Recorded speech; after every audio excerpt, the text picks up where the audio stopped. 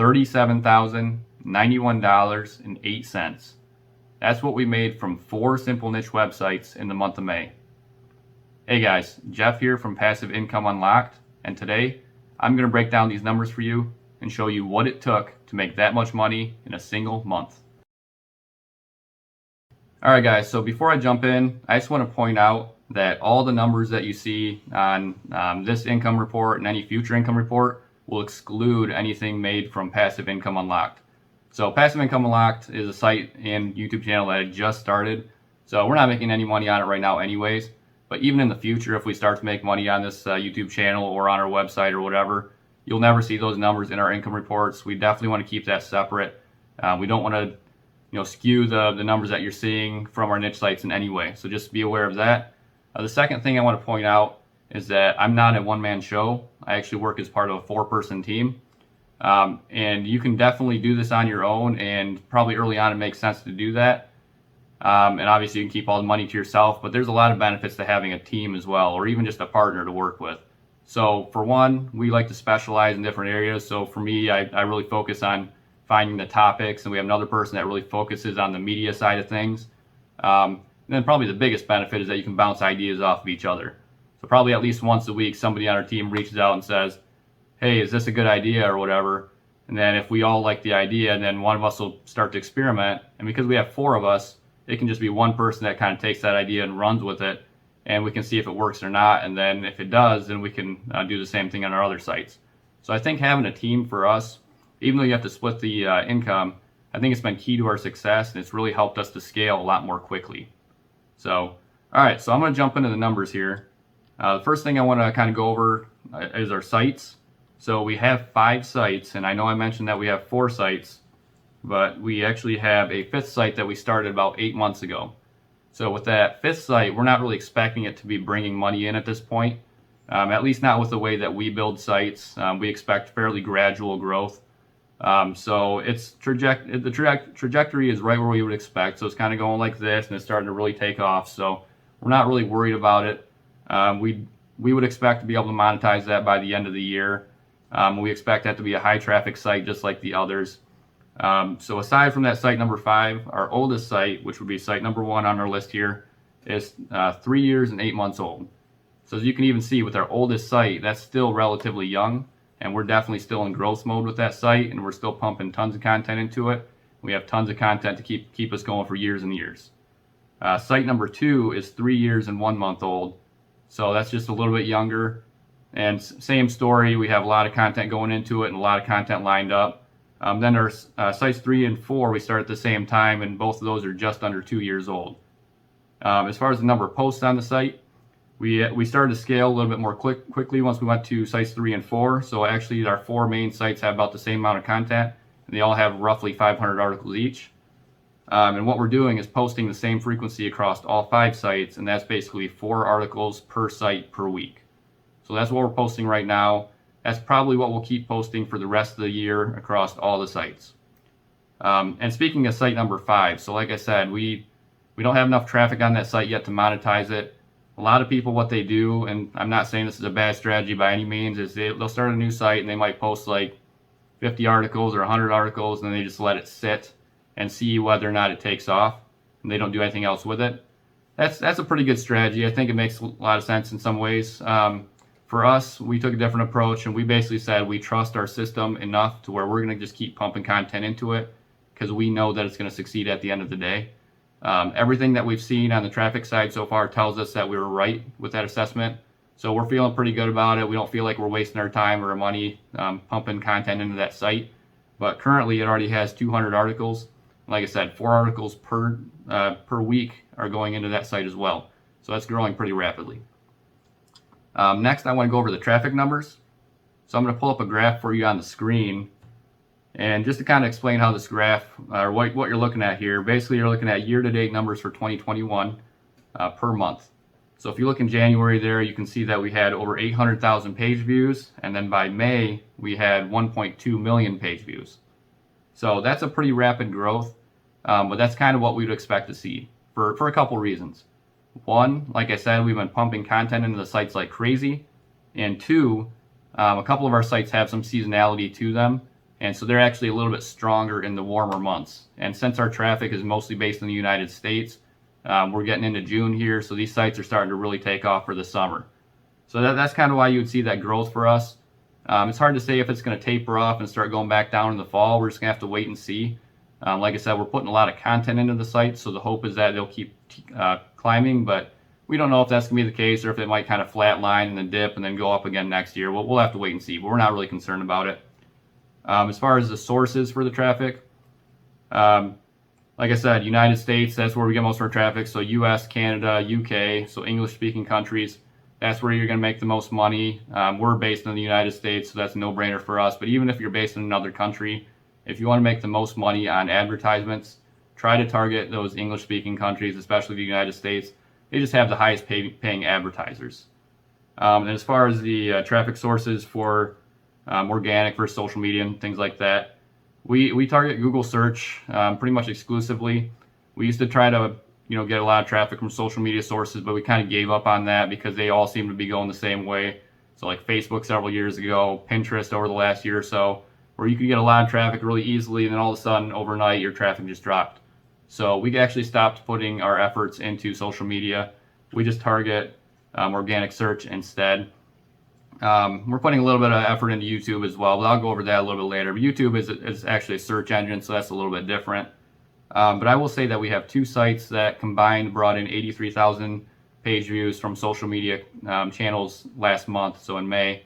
And the vast majority of that's from Pinterest, and that's because we actually did build up a couple of good accounts in Pinterest for our site. So we had two sites that had pretty large accounts, but they did start to decline or flatline and decline or whatever. Basically what seemed to happen over the last year or so, if you look online, you'll see a lot of people complain about the same thing, is that Pinterest basically stopped showing new pins to people. So whereas we might have posted pins on these accounts a year ago and gotten 2,000 impressions on each pin, now we probably get about 10 to 20 impressions per new pin. So that's basically why we decided we're not putting any more efforts into Pinterest. If it declines, it declines. We're not too worried about it because it's actually it takes a lot of time to create all those pins and pin them out and everything and stay on top of it. So we're actually okay with just kind of putting that aside and just letting it ride out. So next I'm going to get into what you probably really want to hear about, and that's the income. So like I said, we made $37,000, just over $37,000 in the month of May. And I'll bring up a graph here so you can kind of see, just like the last graph. So you got year to date for 2021. As you can see, we started out at $17,000 in January. And while it might look like we grew really rapidly, this is actually what you would kind of expect for several reasons. But one would be that the RPMs, anybody that runs ads on their site, they know that the RPMs are going to be the lowest in January and February for the entire year. And they were in this case as well. So we actually made $35,000 in December. And I think we made $28,000 in November. So then we took a huge dip in January, and then it kind of went, it's been going up since then. But again, on top of that, like I said, we have some seasonality to our sites where they make more in the warmer months, so the revenue is growing for that reason. And again, we're just pumping a lot of content into our sites, so they're going to continue to grow for that reason as well. So $37,000 is the most we've ever made in a single month from our sites, but we weren't far off last December when we made $35,000. So as far as where's that revenue coming from, so the next next image I'm going to show you here, that's from Mediavine. So that's the ad network that we use. So that's the display ads that we put on our site. So we made $35,500 from Mediavine. And if you're not familiar with Mediavine, they're a premium ad network, basically one of two that most people consider, so Mediavine and AdThrive. If you want to get signed up with Mediavine, you actually need about 50,000, or you need more than 50,000 sessions per month on your site. I think AdThrive is 100,000, but I haven't really looked into AdThrive, and the reason being is as soon as we went to Mediavine, we got such good results, and the interactions with them were so strong, the quality, they're always trying to grow, they're always innovating. So with everything that we've seen from Mediavine, we've had no reason to look elsewhere. But that's not to say that AdThrive's not good. I know a lot of people use AdThrive and they're very successful. So it makes sense to vet them both out. But for us, we're very comfortable with Mediavine. And we get very high RPMs on our ads, so we're not worried about it. We're definitely sticking with Mediavine going forward with all of our sites. In fact, even with their fifth site, where we could get on Ezoic here pretty quickly, we're probably actually just going to wait until we get to Mediavine levels and just go straight to Mediavine because we expect the growth to be pretty quick. and we don't really want to switch ad networks. So, but we're very happy with Mediavine, and I'm pretty sure we're going to be sticking with them long term. And then the next image that I'm going to bring up for you is from Amazon Associates. So we did make a little bit over $1,000 from Amazon Associates. That's not much at all. I mean, if you told somebody that you had a site, or 4 sites, I guess, that bring in over 1 million page views a month, and you're only making $1,000 from Amazon, they're probably going to look at you like you're crazy. But in our case, we don't put a lot of affiliate links into our articles, and we do that intentionally. Most of our articles are just info-based articles. We're not targeting buyer intent keywords, and we do this on purpose. So the informational articles are a lot lower competition. They're easier to rank for. And you can run ads on them and still have high RPMs, make a lot of money. But on the other side of that, we don't want to be hit by a Google algorithm update. And we really haven't been affected by those. We've seen some small dips, but for the most part, we don't get hit when other people are complaining about it. And one of the things that sometimes can trigger that is just going overboard with your affiliate links. So, or with buyer intent content on your site or whatever. So that's just something we just stay away from. We do that intentionally. I'm sure we're leaving some money on the table, and we have kind of been going through our articles to see if there's more better placements for some Amazon links or even other affiliate networks. But it's not something that we're putting a lot of focus in. And then aside from Amazon, what I showed you on the graph there, we did make about $100, I believe. Yeah, about $100 from our international accounts as well. So that's not displayed there. And then we made about another $100 from other affiliate networks, which was mostly share sale. That was something that we actually have not gotten into until recently. We decided we should probably start exploring some other affiliate networks. So share sale was the first one we kind of checked out. Not really having a lot of success with it, but again, the types of articles that we put on our site are not really meant to have a lot of affiliate links. So we're probably not going to have a lot of success with the affiliate links. It's still something we do want to test though, and see if we can at least increase our income a little bit more. Aside from that, you'll see, I should just mention, if you go to passiveincomeunlock.com, you can see the full income report down to the penny, revenue and expenses. Everything's broken out on there. That's what I'm looking at right now on my computer. But what I'll point out here is we have a line here for digital product sales for $8.85. So that's not very much at all. So basically, we do have an info product on one of our sites. It's just something we haven't really marketed well. It's probably something that needs to be marketed via an email list, which I'll get to later. But for now, it's just something that we're testing. We created an info product. We're happy with the product. We haven't found a good way to push it yet. Then last on there, you'll see is print on demand income for about $70. And that's basically putting your own design. It doesn't have to be your own design, but a design that you created on like t-shirts, coffee mugs, things like that. So we do make a little bit of money that way. It's something that we experimented with on a couple of our sites early on. So we kind of abandoned that ship as well, but it still does bring in a trickle of money for us month to month. And in the holiday season, that income might jump up to like $200 a month or something. Not significant compared to what we're doing with ads or even affiliate links, but every little bit helps and adds up. So on the flip side of the revenue, something that a lot of people don't jump into, but I want to make sure you're aware, are the expenses. So, I mean, that revenue can be very, very high, but if the expenses are also high, then it doesn't really do you much good. So I just kind of want to go over what we do there. And I'm not going to break this out. Like I said, if you want to see the detail, just head over to the website. It's broken out line by line, down to the penny. But overall, our expenses were about $5,500. The majority of that was for hosting, which we use Kinsta, and images, stock images, which we use iStock, and then for outsourcing our content. So that would be various writing services that we use. So between those three things, it pretty much added up to $5,500. There's a few other line items on there for $10 or $20, but nothing major. So at the end of the day, our net profits, we had about $37 in revenue, $5,500 in expenses, and that left us with roughly $31,500 as a net profit. So again, we have a 4-person team splitting $31,500. That still leaves us all with a pretty good chunk of change, life-changing money, to be honest. I mean, if we made this every single month, that's definitely enough money to quit your job for almost any job. So, and really, we expect this to keep going up. Our goal is to actually hit about $50,000 in a single month this year. So by the end of the year, it might not be till December, but that's our goal. And then by the end of next year, we're hoping to hit $100,000 in a single month. We think these are realistic numbers. Only time will tell. It's kind of hard to estimate these things, but with the growth trajectory and the amount of effort we're putting in, all these things that we're experimenting with, we think we can actually hit those numbers, and those would be huge.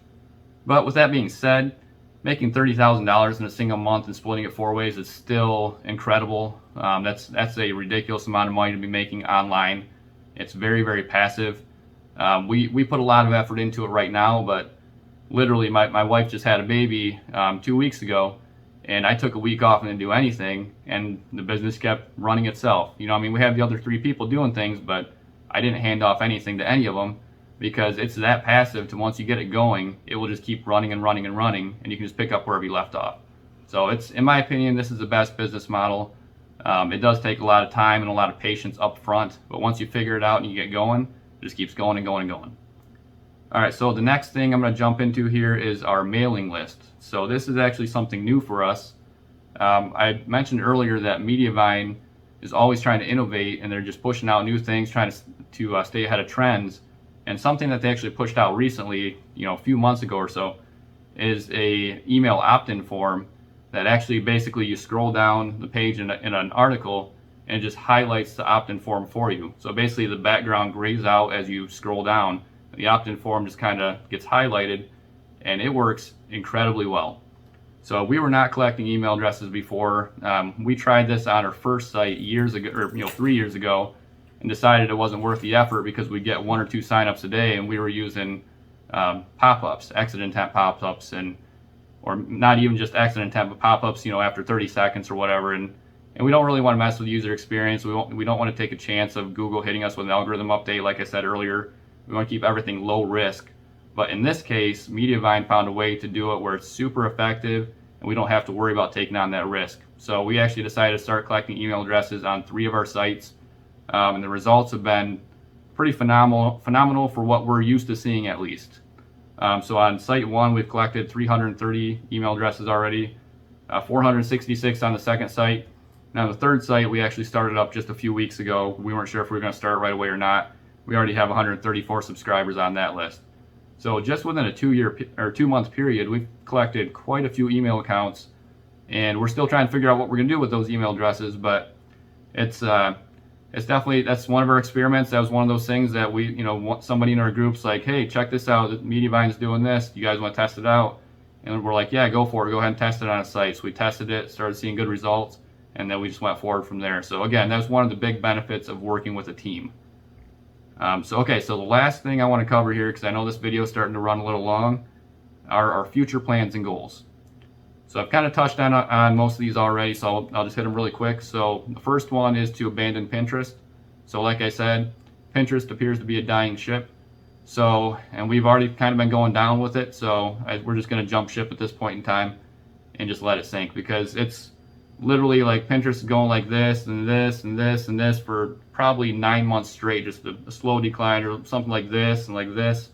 And you look online, you see all these other people having the same issue. And I think what it comes down to is they just want to make money with their network. I completely get it. Facebook did the same thing. They want you to run ads to get traffic to your site. I get it. It's fine.